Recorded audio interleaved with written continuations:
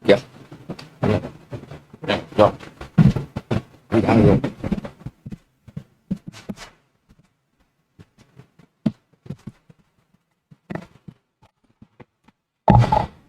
Bismillahirrahmanirrahim. Assalamualaikum warahmatullahi wabarakatuh. Innal hamdalillah nahmaduhu wa nasta'inuhu wa nastaghfiruh wa na'udzu billahi min shururi anfusina man yahdihillahu fala mudhillalah wa man yudlil fala hadiyalah. Asyhadu an la ilaha illallah wa asyhadu anna Muhammadar Rasulullah. Allahumma salli ala sayyidina Muhammad wa ala alihi wa ashabihi ajma'in. Rabbi syrah li sadri wa yassir li amri wahlul 'uqdatam min lisani yafqahu qawli, amma ba'd. Tuan-tuan, puan-puan sidang jamaah dirahmati Allah Subhanahu wa taala. Pertama dan selamanya marilah sama-sama kita merafakkan syukur pada Allah Subhanahu wa taala dan juga memohon keampunan daripada Allah Subhanahu wa taala, dan tidak lupa untuk terus berdoa meminta semoga Allah pelihara dan lindungi sahabat-sahabat kita yang sedang masih lagi berperang di Sinun. Bukan perang lah, dibunuh. Senang cerita lah, tidaknya dibunuh. Jangan ada di kalangan kita yang sibuk ambil tahu, tak nak ambil tahu pun apa yang berlaku. Biarlah, atau tadi melekat satu hadis Nabi SAW. Apa kata Nabi? La yu'minu ahadukum hatta yuhibbu akhihi li nafsih. Tidak sempurna iman seseorang bila dia tidak kasih kepada saudaranya sebagaimana dia mengasihi dirinya. Okay? Bila kita hidup senang, tuan-tuan, ada orang yang susah, dan ia adalah saudara kita, saudara seagama kita. Jadi mudah-mudahan peperangan ini segera berakhir dan Allah melindungi dan menghancurkan Zionis Israel lah, insya-Allah. Okey. Malam tu kita kena bertenang sikit. Tajuk malam tu agak sensitif. Saya berfikir banyak kali. Sehari-hari saya berfikir perlu dibaca si tajuk tu. Saya minta advice daripada beberapa orang tokoh senior-senior, dan akhirnya mereka mengatakan terangkan kepada masyarakat. Sebab masyarakat kebanyakan jadi momokkan. Orang tadi ditakut-takutkan dengan word tu. Sedangkan ia merupakan perbincangan para ulama ratusan tahun. Dan sedikit sebanyak, bukan sedikit banyak tu lah, digunakan dalam konteks-konteks syirik, tahyul, mistik. Okay? Jadi saya minta tuan-tuan, puan-puan buka minda. Kita turun ke masjid tu untuk belajar. Kalau saya salah, tuan-tuan tolong betulkan. Kalau apa yang saya sebut dia betul, letak ke tepi emosi kita, letak ke tepi rasa marah kita, terima.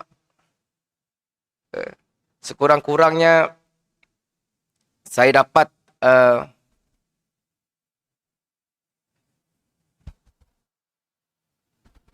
pahala.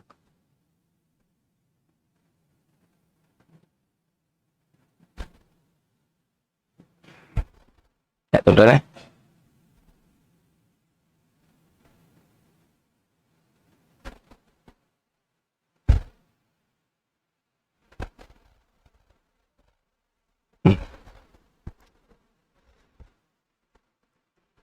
Saya pun nak kena tu. Okey. Sekurang-kurang kita dapat tahu benda tu secara ilmu lah. Bukan daripada tutur kata orang. Oh. Saya cuba untuk berbicara dalam keadaan cuba yang seminima mungkin. Bid'ah, dalal dan syirik.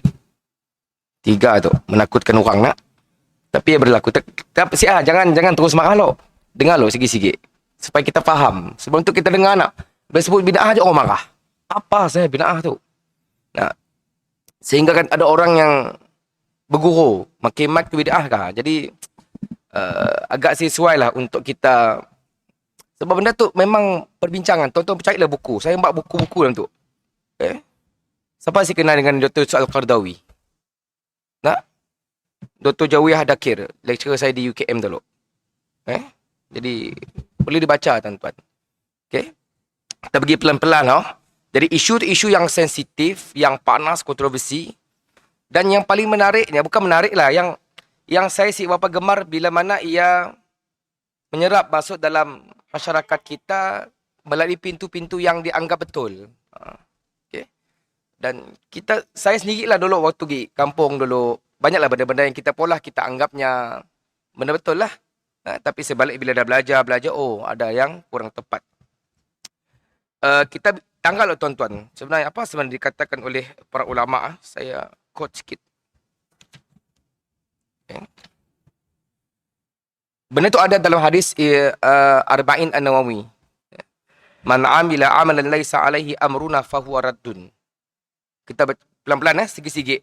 Sesiapa yang melakukan satu amalan yang bukan daripada agama kami, maka amalan itu akan ditolak.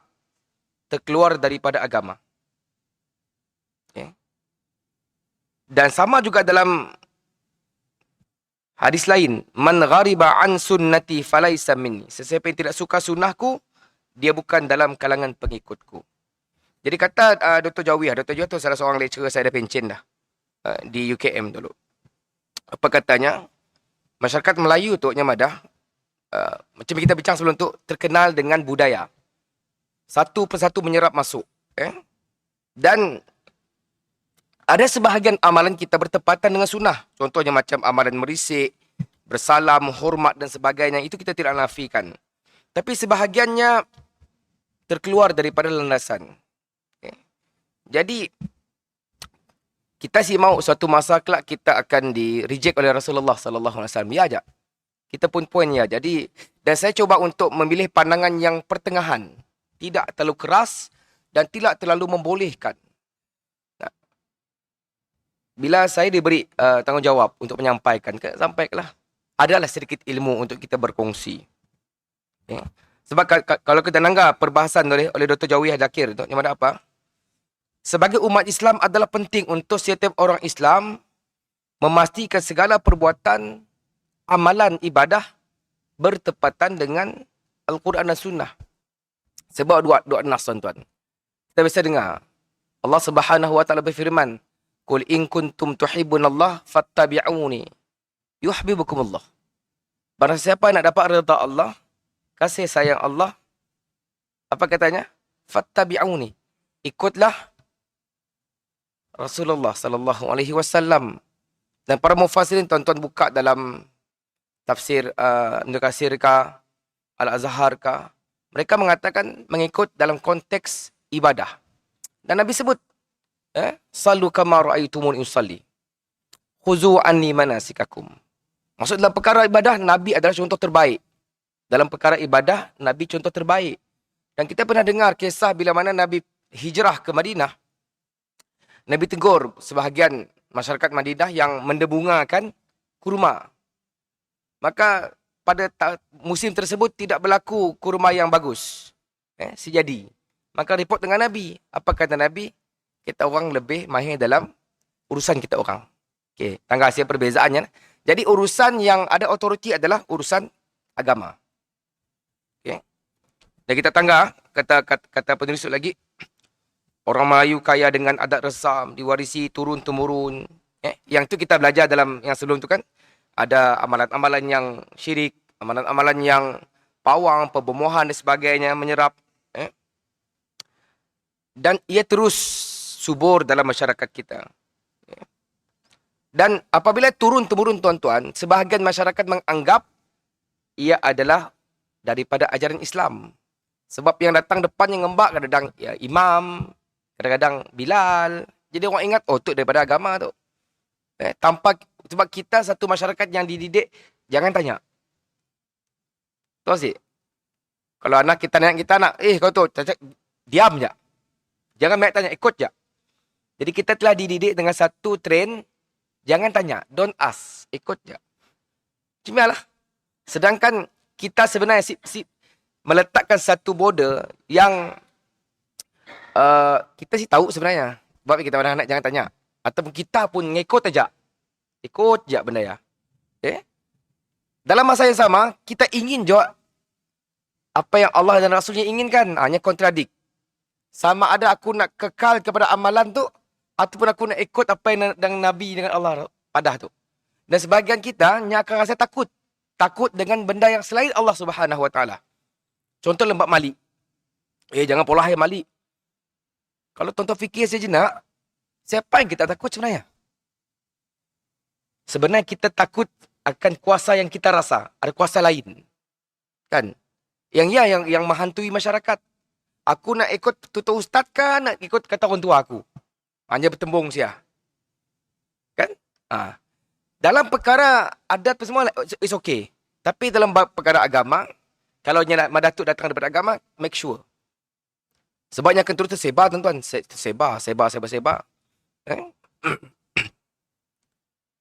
Dan paling beratlah, bila mutaakhir, ada orang, bila dah ilmu tu mula berkembang, ada orang lagi cuba madah, tu hadis Bukhari, tu hadis Muslim. Sikit trend. Sedangkan, sadar pun dalam hadis. Kadang-kadang hadis palsu. Contoh yang nak, belajarlah kamu hingga ke negeri China. Hadis palsu. Nak siapa kahwin, siapa memberi keizinan kepada suami untuk kahwin tua, dapat payung emas, hadis palsu. Nah, paling popular tuan-tuan, sembahyang tarawih. Malam pertama apa ganjaran, malam kedua apa ganjaran, hadis palsu. Kita disuburkan dengan amalan tu. Kan? Banyak lagi lah kalau kita sebut sikit-sikit hadis sebanyak dalam amalan kita. Dan tu adalah amaran Nabi. Hadis tu panjang. Awal hadis menyebut balighu anni walau ayah, tapi orang baca sampai sengannya aja. Libahnya ada lagi apa? Apa kata Nabi? Man kadzdzaba alayya falyatabawwa maq'adahu minan nar. Itu berat. Sesiapa yang mendustaiku. Sebagian riwayat mengatakan siapa yang berdusta atas namaku, maka sediakanlah tempatnya di dalam neraka Allah Subhanahu Wa Taala. Itu sebenarnya poin cerita kita itu. Kita semua nak selamat nak, tapi dalam masa yang sama kita siap ditegur. Kita siap nak membetulkan. So, ke sini kita sebenarnya. Ya poinnya. Nah, bukan kita nak nganuk sebasi-basi, itu masing-masing tuan-tuan, masing-masing. Kita ada cerita hal khurafat dulu nak. Hal syirik, hal perubatan dan sebagainya. Sekarang kita pergi kepada apa impactnya dalam kehidupan masyarakat. Kita ada poin-poinnya. Okay. Dan bila ada sebahagian masyarakat yang tenggelam dalam benda tu, orang awam akan keliru. Sepanjang masa. Kalau saya ambil peluang untuk menerangkan, orang akan terus lesik berani. Oh, bid'ah, jangan cerita, sensitif. Contohlah satu masa benda tu cerita, tuan-tuan, mustahil subuh akan jadi 3 rakaat. Masjid di Bendung. Apalah salah ustaz sikan Allah nak hukumkan orang nama rakaat. Apa salah? Nah. Contoh yang lain. Tiba-tiba kita dengar orang lelaki bertudung. Pahal tu nutup auratnya madah. Lagi terpelik. Saya ada larangan. Empak sih. Benda tu kalau kita tangga agama lain lah. Tak tangga Yahudi, tak tangga Kristian. Itu berlaku. Sebagian Protestan setuju dengan Katolik. Anglican setuju dengan Methodist. Nah. Macam dalam agama Judaism. Asalnya Torah. Tiba-tiba lahir Talmud. Lahir lagi kitab-kitab yang lain. Siapa malah? Manusia malah. Sebab ada orang nego. Yang akan terus berkembang. Akhirnya, yang ni sikit original loh. Kita pun tahu. Kita sebenarnya ni sikit originality agama ya. Sebab ya kalau orang nanya, Ustaz ada sih kitab Injil yang asli? Saya dah. Ada sih kitab Taurat yang asli? Saya dah. Orang klaim pasal Barnabas lah. Orang klaim macam-macam lah nak. Sebab Allah sudah letak sebarang jaminan melainkan Al-Quran. Inna nahnu nadzalna dzikra wa inna lahu lahafizun. Kami turunkan Al-Quran dan kami akan pelihara. Okay. Sikit ke tuan-tuan, bila amalan-amalan seperti perubatan, silat, adat pantang larang yang kita cerita pada 2 minggu yang sudah, dia berterusan di amal orang kita. Sebab yang datang dalam masjid tu bukan semua orang. Kan? Dan kadang-kadang kita tu takut nak negur. Takut untuk negur bini kita, anak kita, mak kita, bapak kita. Sedangkan kita sayang setidaknya. Mungkin kita sayang setidaknya tuan-tuan, kita nak bersama dengan mereka dalam syurga Allah Subhanahu Wa Taala. Dan bersyirik boleh mengharamkan orang masuk ke dalam syurga Allah Subhanahu Wa Taala. Yang kita takut, sayang anak-anak, bini, mbak kepada jalan yang betul. Kata Dr. Jawiyah dalam buku tu, punca berterusannya amalan dan sikap seperti itu adalah, pertama, beramal dengan hadis daif yang teruk. Daif yang mungkar lah, daif yang sebab dipakai. Daif tentu kena belajar lah. Kalau ada ustaz yang ngajar nak, hadis daif yang sederhana, yang berat. Memegang pendapat yang tidak disandarkan kepada hadis sahih. Dan saya nak quote sikit kata-kata Imam Syafi'i yang kita jangan dengar. Yang ditulis dari dalam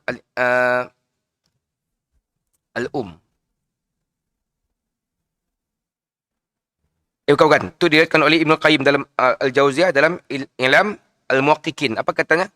Kullu mas'alatin takallamtu fiha bi khilafi sunnati fa ana raji' anha fi hayati wa ba'da mamati.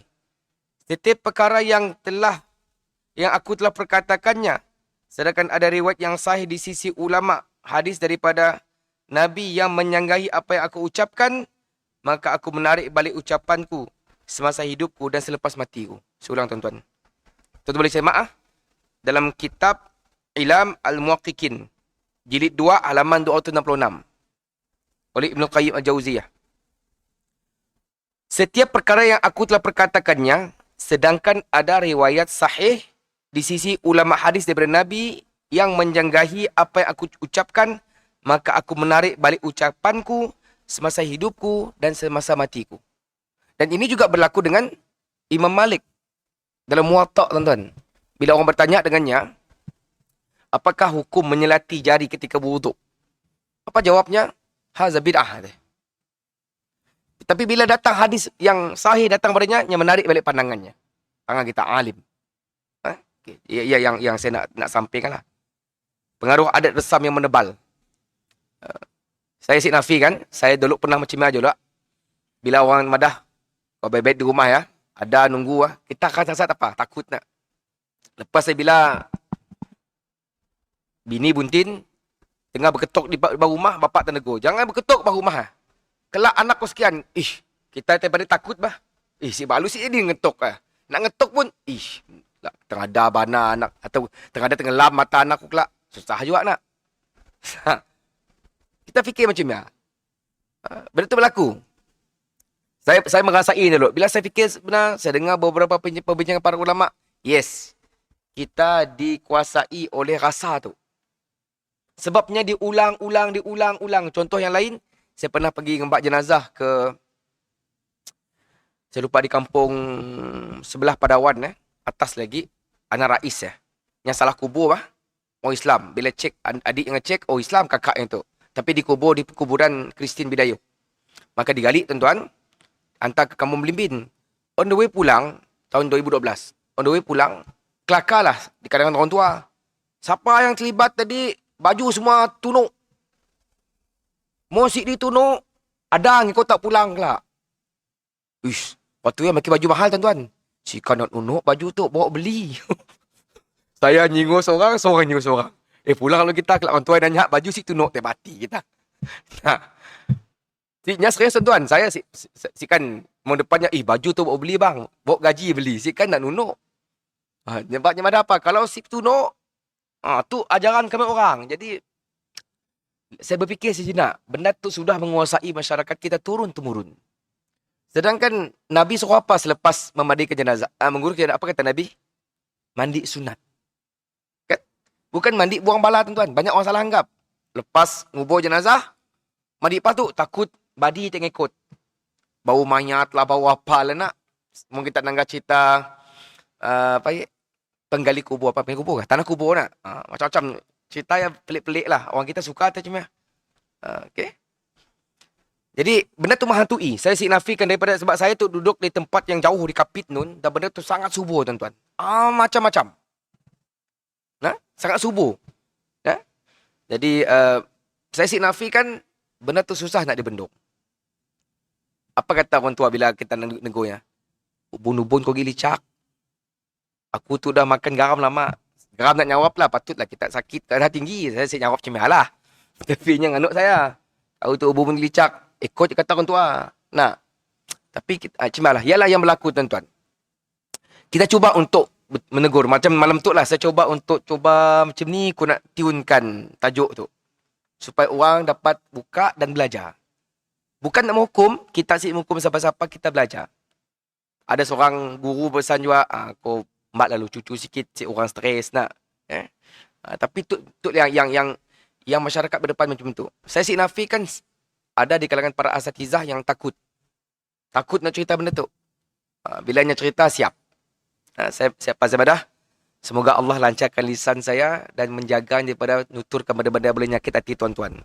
Ya, saya minta. Okey?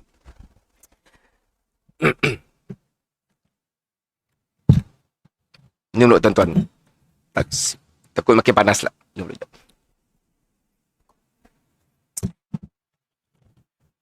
Okey, yang satu. Yang kedua tuan-tuan.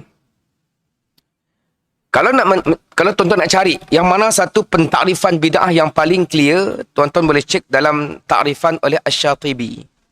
Saya buka banyak buku dan pentakrifan Syatibi paling dekat dengan apa yang diperoleh oleh masyarakat kita. Tuan-tuan boleh cek dalam saya sebutlah supaya tuan-tuan boleh cek. Saya simak orang ada kata-kata saya Asy-Syatibi itu boleh semak dalam namanya adalah Abu Ishaq Ibrahim bin Musa al-Gharnati. Tokoh Andalus yang agung, bermazhab Maliki, seorang muhaddis, faqih itu ahli fiqh, dan usuli, ahli usul fiqh. Mengarang beberapa buah kitab agung seperti Al-Muwafaqat, menjadi rujukan utama dalam kitab usul fiqh. Bahkan beliau paling cemerlang dalam mengemukakan perbincangan maqasid asy-syara'. Demikian juga kitabnya yang sangat terkenal Al-I'tisam. Okay? Dalam kitab tu yang nyebut tuan-tuan. Dalam Al-I'tisam tu.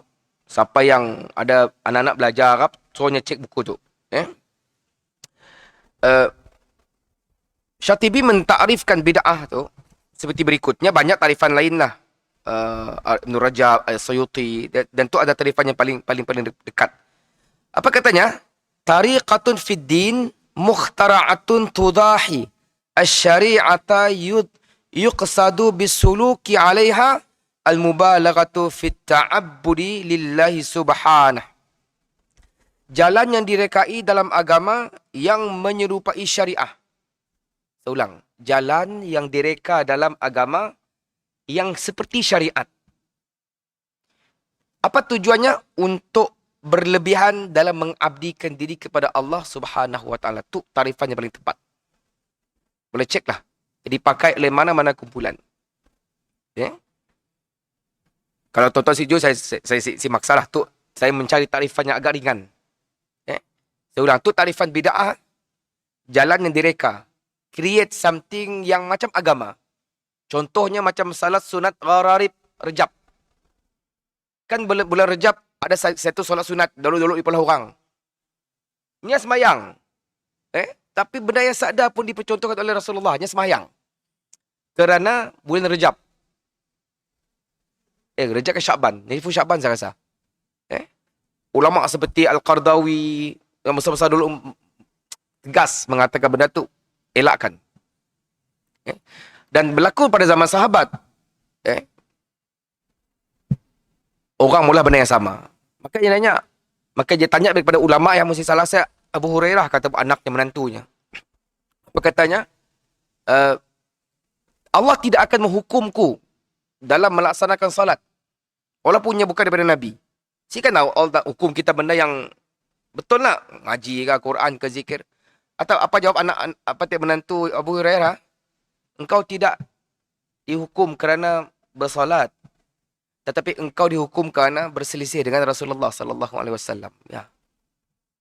Dan saya pernah ngembak hadis satu tuan-tuan, kita ditolak di Telaga Haud.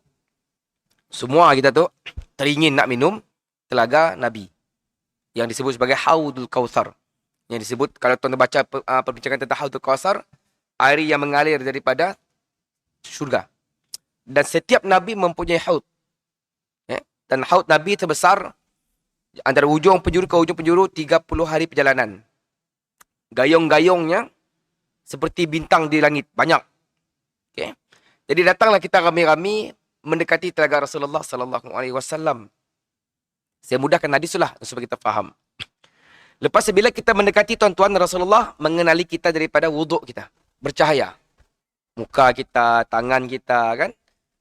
Kepala kita, kaki kita. Ketika dah dekat tuan-tuan, dilarang oleh, sebahagiannya dilarang oleh Jibril alaihissalam. Bila dilarang, Nabi pelik lah kena dilarang, umat aku tu. Maka kata Jibril, sesudah kewafatanmu, engkau tidak tahu apa yang mereka lakukan dengan agamamu. Tokok tambah, siasat, modified, inovasi. Jadi, soalan saya dengan para jemaah sekalian, kalau Nabi nulak kita, selepas itu apa kata Nabi? Roh. Nabi halau kita tuan-tuan. Nabi halau. Dan hadis sahih. Riwayat Bukhari. Sahih. Soalan saya, sini nak lari. Tuan-tuan nak cari Nabi siapa? Nabi Isa? Nabi Musa? Kalaulah Nabi ngaku kita umatnya, dia boleh ceritalah syurga ya. Tu pesanan untuk diri saya terutama ialah dalam bab-bab yang kita cerita panjang-panjang sebelum tu. Syirik, khurafat, bidah, dalam bab perubatan, dalam bab, sebab kita tu banyak di manipulate. Macam cerita saya adat dan sebagainya. Jadi benda tu kena diberi perhatian supaya kita semua selamat dan tidak menerus melakukan benda-benda sebegini. Saya sambung lagi kata-kata oleh Al-Qardawi. Tapi kena clear tuan-tuan, bab bid'ah tu adalah bab agama. Bab agama, selain agama tu, tidak disebut bid'ah. Adapun perkataan bid'ah hasanah oleh sebahagian yang mensyarahkan tentang Umar ya. Haza bid'ah yang dalam bab semahu witir ya. Ya, ada perbincangan lain. Saya semua umbak perbincangannya lah. Cuma dalam bab dunia, ia tidak dikategorikan dalam bab bid'ah. Bab dunia tu. Mikrofon, spek, ekon dan sebagainya. Tetapi dalam bab agama. Bab ibadah. Saya tekan gitu sebab orang madah kelak. Mau macam mana Ustaz Azali pun mulai bid'ah lah sebab makin spek. Sik lah. Kena clear lah benda tu. Yang dalam perkara agama. Jelas kata Nabi. Man ahdasa fi dinina haza ma laysa minhu fahuwa raddun. Sesiapa yang mengada-adakan dalam agama kami perkara yang tidak ada perintah daripadanya, maka perkara itu tertolak. Kalau tuan-tuan belajar dalam ilmu usul, semua ibadah tawakuf katanya. Apa tawakuf? Semua ibadah itu haram sehingga ada dalil menyuruh. Ada dalil buat polah. Jangan polah dulu, buat cek dalil. Tetapi dalam bab dunia, semuanya harus sehingga ada dalil yang mengharamkan. Contohnya ada sikit isu baru tu, siapa yang main TikTok? Yang ada orang live, dia beri duit dah. Kan? Ada seorang kawan yang nangganya ngesol lah sidak di dunia tu, orang Arab kan, orang Malaysia, orang Indonesia, bila orang live kan sidak yang beri singa lah, beri apa lagi, unicorn lah. Tuan-tuan tu berapa harga ya? Ada RM10,000, ada RM20,000, ada yang RM5,000.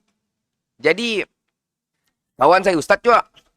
Jadi yang ada setakat tu belum ada hukum ada sik boleh. Jadi yang bolah lah. Faham sik? Faham ah? Ya perkara dunia. Selagi ada dalil ada sik boleh, silakan. Macam makan nak. Semua makan boleh. Datang dalil madah, babi haram, arak haram, sik boleh. Sama kita nak mula rumah.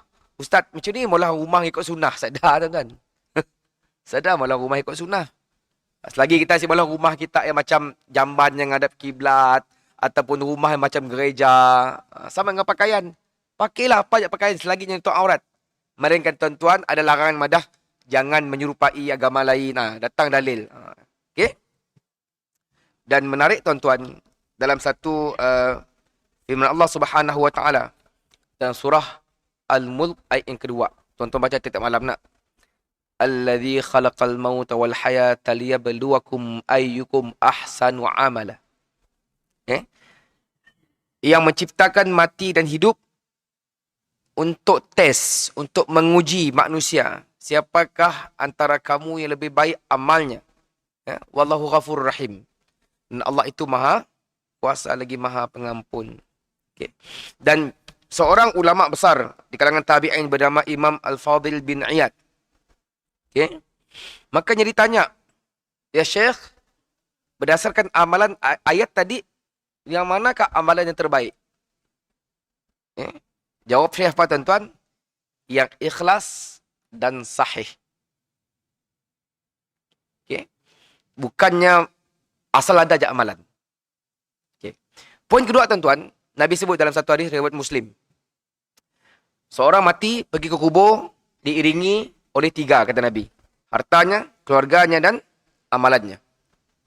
2 akan kembali, 1 akan kekal bersama dengannya, yang kembali adalah apa? Keluarga dan harta. Okay. Yang kekal bersamanya adalah amalan. So, persoalan yang saya nak tanya tuan-tuan, pertama dalam bab harta kita akan kumpul sebanyak mungkin, betul? Keluarga kita sayang, tapi semua akan tinggalkan kita. Yang bersama dengan kita adalah amalan. Soalan kedua, apa amalan kita nak buat dalam kubur? Soalan ketiga, amalan tersebut sahih atau si? Kita beramal memang kita harapan semoga Allah beri nak pahala. Tapi bila cek, fahuwa raddun, tertolak. Benda tu tak ada pun. Kan tu sih. Kita semua kita tu. Kita mau amalan kita diterima oleh Allah Subhanahu Wa Taala, tapi kita kena semak lah. Beberapa hadis tu untuk bukan mengancam tetapi mengingatkan kita. Sebab kita nanggak Al-Qardawi yang ngulas lagi. Al-Qardawi tu malah buku tu kecil ya. Tipis ya. Dia dah terjemah dalam bahasa Melayu. Sunnah versus bid'ah. Boleh dia cari. Berapa ringgit itu? RM10. RM10 je. Okay. Amalan yang diterima ikhlas tetapi amalan yang salah tidak diterima. Dengan amalan yang diterima dengan yang ulas yang beri 3. Ikhlas tetapi amalan salah. Kita ikhlas lah tetapi amalan tadi raddun, tertolak, tidak diterima. Tidak ikhlas tetapi amalan betul, tidak diterima juga. Ikhlas dan amalan betul diterima. Okey. Di antara benda yang sering yang menjadi momokan kita semualah dalam perkara bid'ah dan sunnah tu. Sambung ni tuan-tuan. Tuan-tuan yang dirahmati Allah Subhanahu Wa Taala. Jadi buku tu nya cerita panjang. Kalau tuan-tuan anggap buku Dr. Jawih Dakir tu, walaupun ada orang nasib setuju, boleh beli dan baca supaya sekurang-kurang kita ada rujukan. Banyak tuan-tuan menarik. Macam yang cerita tentang bid'ah dalam ibadah. Kelebihan tarawih. Hujah semayang tarawih afdal dilakukan di masjid. Semayang tanpa nutup kepala. Puasa bulan Rejab, puasa bulan Syakban, puasa bulan Muharram. Kesal dalam bab kepercayaan, tawasul, istighasah, keramat, pantang larang. Kesal yang cerita je tentang amalan berhubung adat resam. Perkahwinan. Itu semua kita dalam berisik, meminang, sanding, kenduri kendara, melangkah bendul, mana berhubung kematian. Itu lagi banyak lah. Dan macam-macam. Isra' Mi'raj, nuzul Quran. Okay. Beli dan baca lah. Okay. Tuan-tuan yang dirahmati Allah Subhanahu Wa Taala. Okay. Jadi saya nafikan dalam dunia mutaakhir ini, isu yang jarang-jarang dibicarakan. Bahkan saya sendiri pun bila duduk di situ pun sejuk dah je. Sejuk. Saya lagi sejuk. Mbak isu macam tu. Jadi kita lihat di Nusantara, di Malaysia, Indonesia, Brunei, Singapura, Thailand. Dengar. Isu bid'ah tu nya ada beberapa aliran. Yang pertama, aliran yang berpegang apa sahaja i'tiqad dan amalan yang tidak ada asal secara khusus daripada nas adalah bid'ah. Itu keraslah. Dan natijahnya adalah kesesatan. Natijahnya adalah sesat dan neraka. Sebahagian mereka menolak amalan yang berdasarkan dengan hadis dhaif. Hampir secara mutlak. Semua urusan berkaitan agama itu khususnya i'tiqad ibadah yang sudah sempurna dan mesti hanya bersumberkan hadis sahih. Itu antara kumpulan yang ada di Malaysia, di Nusantara ada tu agak keras lah kumpulan tu. Yang kedua, aliran yang berpegang bahawa bukan semua i'tiqad. Kita ambil laluan Azad nak.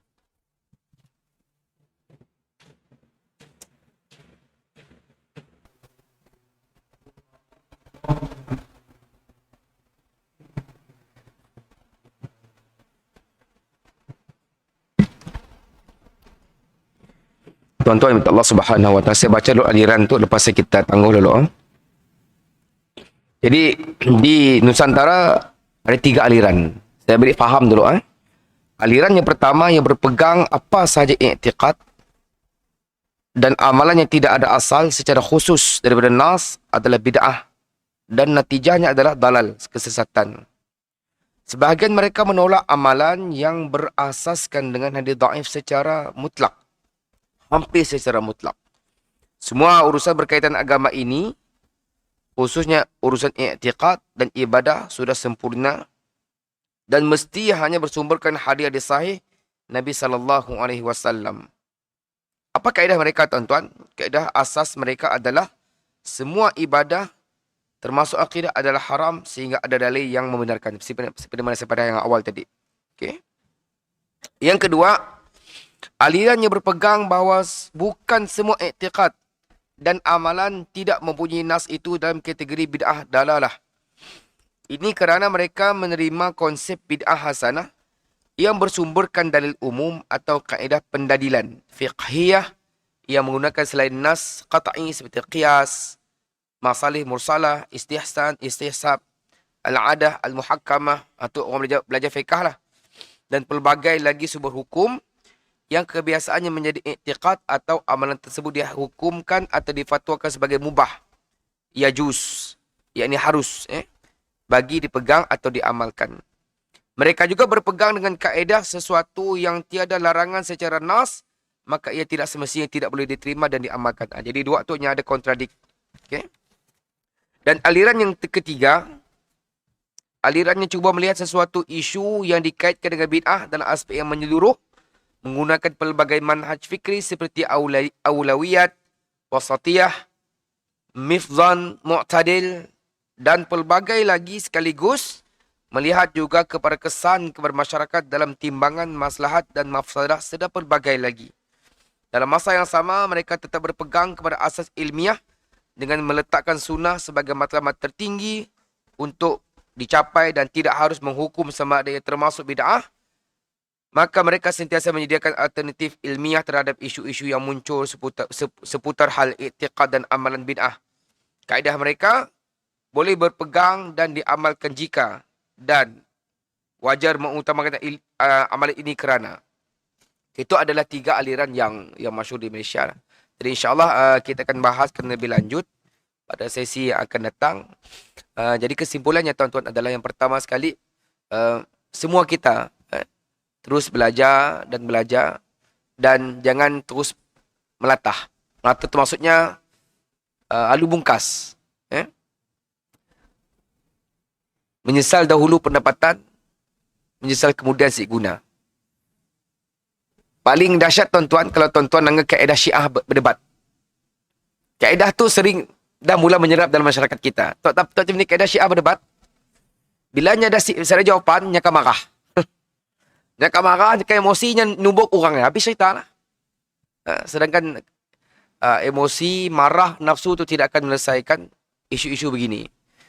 Saya tidak ada tujuan lain melainkan untuk menyampaikan ilmu, sekurang-kurangnya memukan ataupun cerita bid'ah yang utik tu sekurang-kurangnya adalah sikit maklumat kita, supaya kita tidak orang tadi ta'assub ataupun sokong atau nganut orang membabi buta.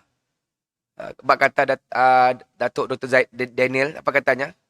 orang marah sampainya tertembak Rasulullah sallallahu alaihi wasallam. Faham tak kita? Kita nganuk, apa tu? Padahal yang melarang bukan ustaz, yang melarang Rasulullah. Kita nganuk siapa sebenarnya? Nganuk ustaz boleh marah, tapi kawal perasaan, emosi kita. Okey? Ejak saya dapat sampaikan, terkurang, terlebih saya minta maaf. Semoga Allah merahmati kita semua dan membuka fikiran kita untuk terus belajar dan belajar supaya suatu masa di akhirat kelak kita bersenang hati bila Rasulullah boleh klaim kita umatnya dan kita dapat minum air telaga ya, dan kita dapat berjumpa dengan Rasulullah sallallahu alaihi wasallam. Ejak daripada saya, kurang lebih saya minta maaf. Kita tangguh dengan membaca tasbih kafarah dan suratul Asr. Bismillahirrahmanirrahim. Wal asri innal insana lafi khusr illa allazina amanu wa amilus salihat wa tawasaw bil haqq wa tawasaw bis sabr.